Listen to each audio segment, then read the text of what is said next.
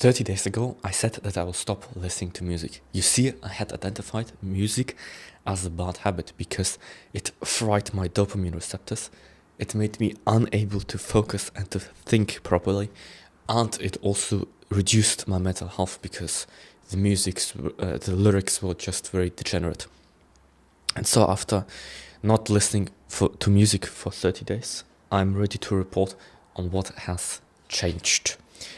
And I must also tell you, this is not the first time that I did this experiment. In the summer of 2023, the most beautiful period of my life, by the way, I didn't listen to music for 100 days. And in that time, I got up at 5 every day, worked on my business, had 2 internships at once, uploaded daily, wrote 2,000 words a day, spent 3 hours outside, went to the gym every day, and it was just the strongest that I had ever been. And so I thought maybe this has something to do that I didn't listen to music in that time. And I obviously knew that this is what was going to happen. But I still decided to document the process so that I could make a video on it. And so the first change is that I stopped going to bed at midnight. This used to be a very big problem, especially considering that I spent a lot of time in front of the computer before going to sleep, and so it just got delayed more and more as time went on. But as I stopped listening to music, I stopped procrastinating as much, and as such, I had no reason to be on my computer in the evening, so I could turn it off. And that's how I shifted my sleep from going to bed at 1, 12, or 11 to going to bed at 9 or 10, which is a very reasonable time. The second change that has happened is what I just touched. I started to work significantly less. You see, because I was listening to so much music, I couldn't pay as much attention. And so I worked ineffectively. And if you work ineffectively, you have to work longer. And so I cut out the music and could reduce my working hours from 6 to approximately 2 hours a day. So this is the second change. I work significantly less. The third change is that I resumed journaling after not doing so for 4 months. You see, many people say that journaling, gratitude journaling, going for walks and stuff like that isn't actually necessary. But I think it actually is, because it does improve my quality of life quite significantly and instantly at that. So I would even go as far as to say that the people who listen to music all the time and live this high dopamine lifestyle think that they don't need these good habits because they can just distract themselves with music. In other words, they work for a few hours and then they distract themselves, and then they don't see why they need the good habits.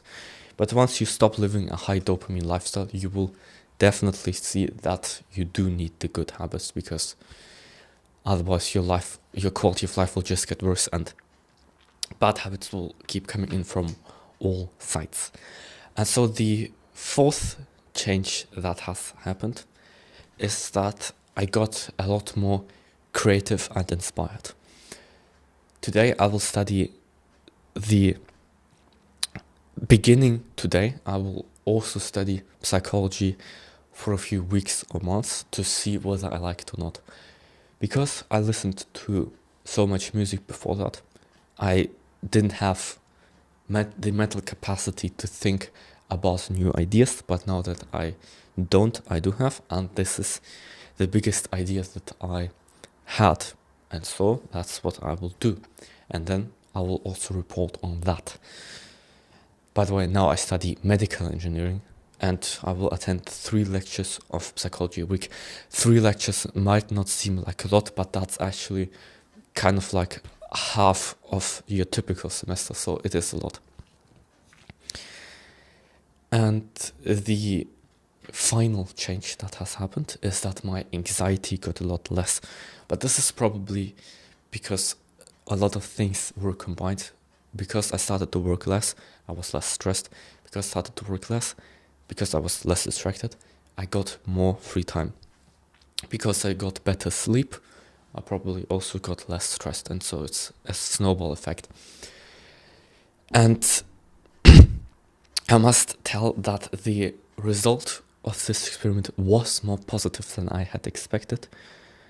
But retrospectively, it also makes sense, because usually in life, when you fix one bad thing, then all the other bad things go away with it. This is known as the Matthew principle, that says that progress in life isn't linear, but rather it's exponential. Because if you become competent at one thing, it's easy to become competent at the next and the next and the next.